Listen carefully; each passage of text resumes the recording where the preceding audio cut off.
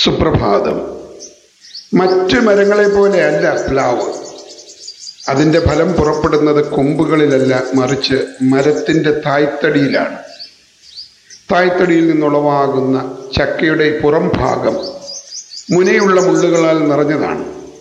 കാഴ്ചയിൽ പരുക്കനായി തോന്നുന്ന ആ മുള്ളുകൾക്കുള്ളിൽ മനോഹരമായ ചുളകളും തേൻതുള്ളി പോലെയുള്ള മധുരവുമുണ്ട്.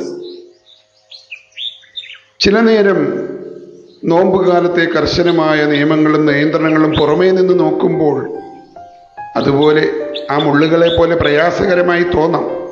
എന്നാൽ ആ നിയന്ത്രണങ്ങൾ പാലിച്ചു കഴിയുമ്പോൾ നമ്മുടെ ഉള്ളിൽ ക്ഷമയുടെയും കരുണയുടെയും വലിയൊരു സ്നേഹമധുരം രൂപപ്പെടുന്നുണ്ട്.